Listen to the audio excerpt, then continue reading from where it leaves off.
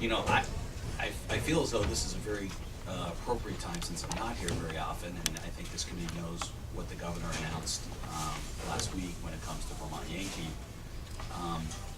You know, I think I can emphasize this fairly well by saying that from our perspective, and I hope this committee appreciates this, from our perspective, we've always looked at this simplistically, I would argue, as a generator, a piece of equipment that provides some significant values to the state and has significant importance, not just in the power supply, but in many respects, the jobs, I think, are the harder things to replace than the power. And people have talked about this. There's a power market out there. We can buy replacement sources, and even in right now, at least in the short window, at least those prices are favorable at the moment. So, you know, we wouldn't see an immediate economic effect from the power price.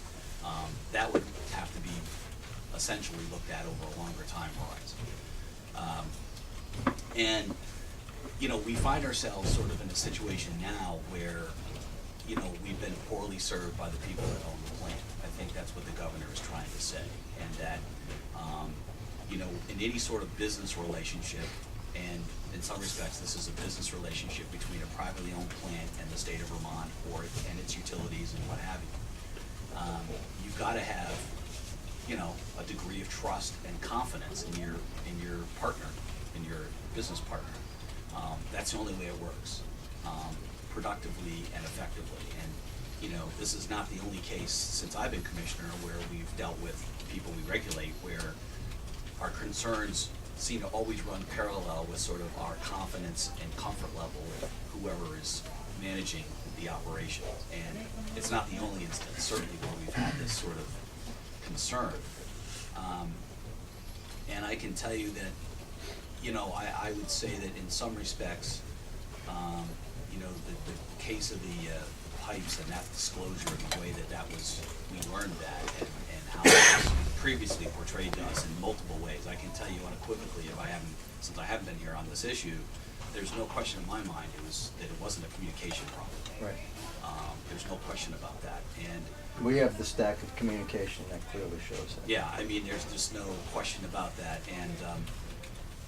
And I think this committee should also know that, you know, you've got to have the right conditions in terms of who's owning the plant and what sort of the arrangement is, and what are the agreements, or what's the value equation to be ultimately to decide. You have to look at the totality of the circumstances.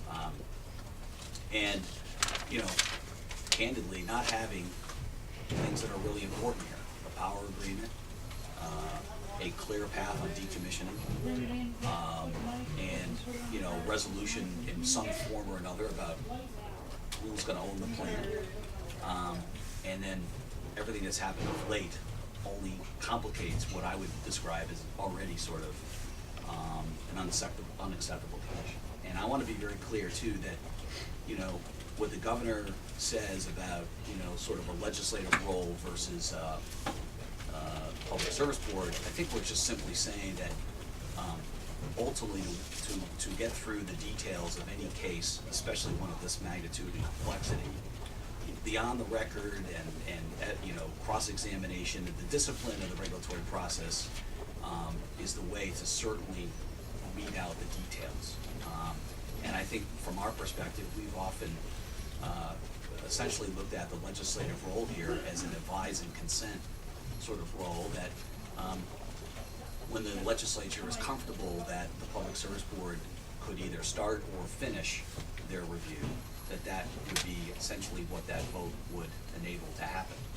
And I think what the governor is saying last week is, based on the recent events, that is not an environment that the legislature should be comfortable doing so. Okay, let me ask one question, then Tim has a question, and that's because I've, as you can imagine, I've thought about this a lot. Do you think we would have discovered these series of misstatements had not the legislature been involved? Was there any type of process that this would have gone through that that you guys would have, that they would have played their hand like this? Well, firstly, I would say. And this is that- not pointing my finger at you, by the way. I'm just saying that. No, listen, I gotta tell you, I really like to be in a place where we're not worried about whether it's the legislature that found something, or the public service department found something, and who had what question when. That doesn't really change anything at the end of the day. I know the way we learned, and that was, we learned because of the tritium investigation, and that in a sort of normal sort of call with the company discussing what's being done on the ground, our state nuclear engineer heard someone say, well, we need to look at XYZ piping system as a possible candidate, and that the light went on at that very moment. And from that moment on, and Sarah can describe the day that day in our Right. office, we were quite upset and disappointed to find that. And just to follow up on this, because this is the part that not only bothered me the most, but it actually scared me the most, and I actually was on a conference call with the NRC and actually confronted them with this, and obviously didn't get a satisfactory answer either. And what bothered me the most was not, and of course it did bother me, but it wasn't so much that we discovered, you all discovered that the company had not been forthright in telling us and telling you about underground pipes, but in that investigation, we all discovered, I believe, that there were 7 pipes with radiological material in it that I believe nobody knew about before.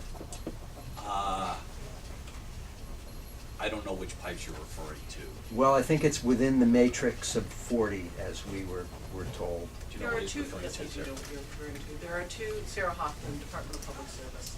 There are 2 different, we were given at one point in time a 14-page document that had Right. lots of pipes listed on it. Right, We've recently been given another document, right, the same document, but with additional pipes on it. Right. And on that, there are additional 7 pipes. Right. I don't think all 7 have radionuclides in them, but they are 7 that were not right. known of by the department